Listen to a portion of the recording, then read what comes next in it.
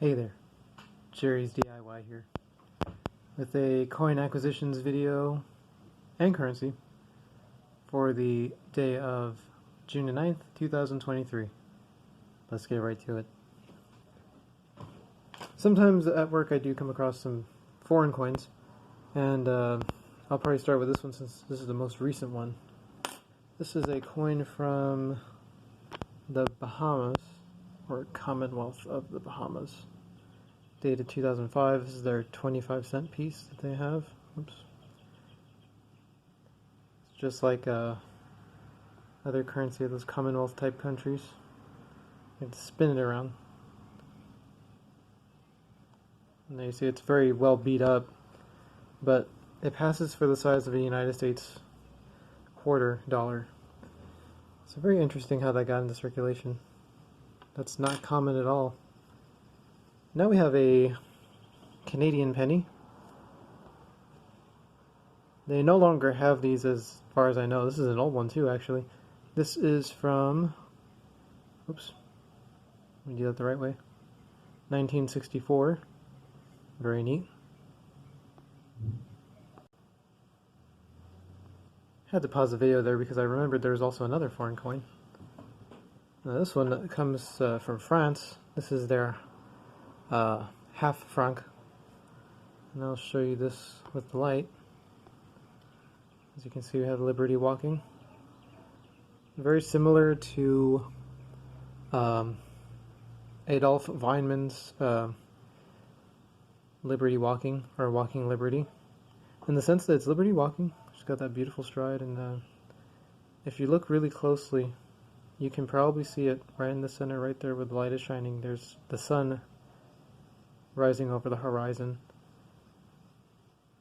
And of course this one you can flip it vertically.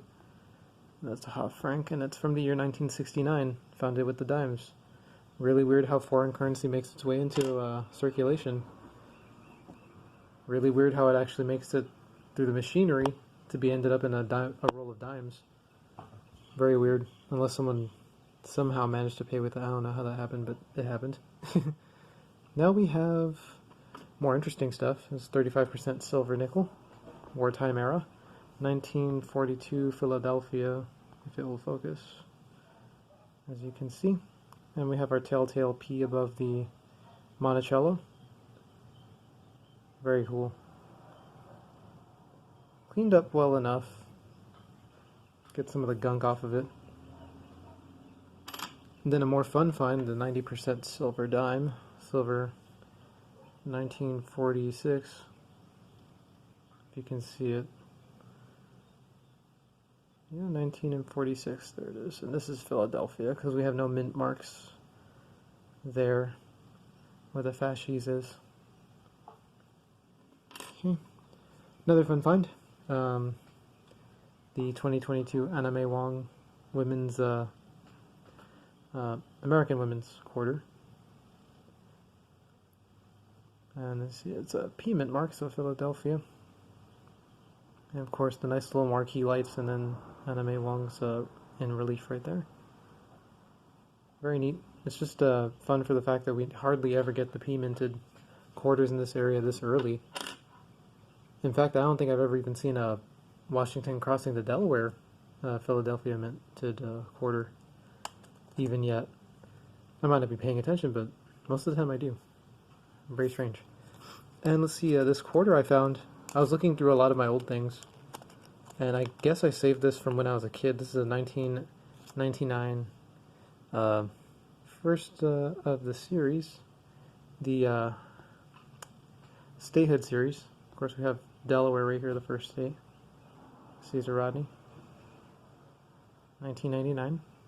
In really good shape. In fact, it's still pretty shiny on the edge, on the reeds. And it's a little circulated, but it looks really good. Looks very good. It was so weird to find it. I was like, man, that's crazy. You don't see them in that condition anymore, like circulated.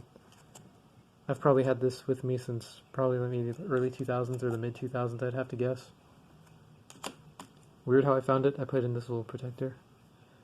Yesterday we went to the I went to the Alamo Antiques Mall in downtown San Antonio.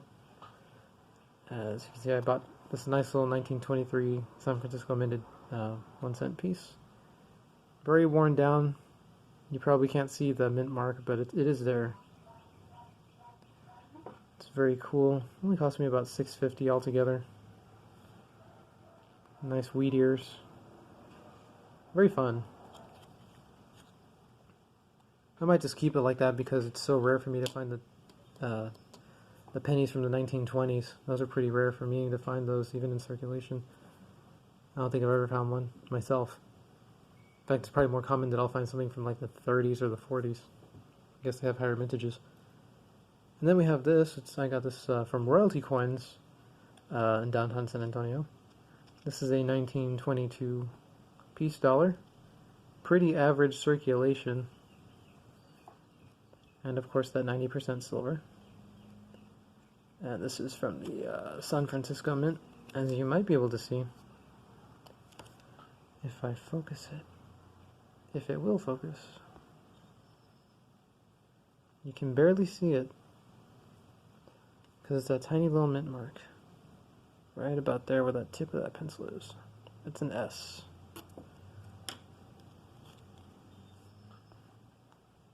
I apologize about the lighting.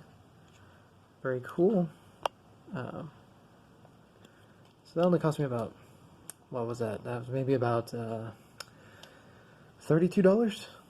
And then over here we have one of the independent mints that applies the little shrinky dink, or the what's the word, I guess, stencil across some of those coins, like this American Silver Eagle from the year 2000. Probably Philadelphia minted because the bullion one, so it doesn't have the mint mark. Of course, 1 troy-ounce fine silver, so 99.9% silver. And of course, there is the overlay. I've seen people remove them and stuff like that. It's possible, and you can avoid damaging the coin removing it too. But I kind of like it. I think it's very cool. I like the imagination of the artist who designed the stencil to be overlaid on this. It's very nice. Yeah, this cost me about maybe, what was it, about $34. Not too bad. It's very nice silver. Waiting for the day that silver goes up to $100 an ounce. This was a find just from the cash drawer as well. This is a star note. It's very worn out. It's got creases. It's pretty smashed up. It has a little bit of staining. It's got some kind of markings on it, but it is a Cleveland, Ohio district seal, series 2013. It has a relatively low serial number. It's got a little star, so obviously the original one was damaged and it was replaced with this one. And it's pretty neat, as you can see. I just thought it was fun to keep it. And of course, you have everything there. The Great Seal, and then the heraldic eagle there. So pretty neat. And then in the background, you might have noticed we do have a silver certificate. This is a series 1957. And nothing special about the serial number. There's nothing special about it. It's just crisp, uncirculated, got from Littleton through an offer in the mail for about 13 some odd dollars, if I remember right. It wasn't very much. It was around 13 something dollars. I didn't pay over 13. Might have been $13.95 actually. Anywho, so this is very nice. I actually did take it out of this little display. It is beautiful. Just never got used. Just sat around. Eventually, someone found it. Someone decided to package it. Someone decided to sell it. And here it is. It's quite beautiful. I love the how it's essentially the same as every other dollar bill in the back. These have stayed the same for so long. But still quite beautiful, especially with the blue serial number and the blue treasury seal. And of course with the print of Washington, D.C. over it. It's very nice. Yep. $1 in silver is payable to the bearer on demand. Very fun.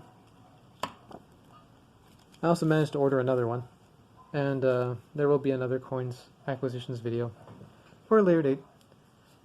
Well, thank you so much for watching, and have an awesome day.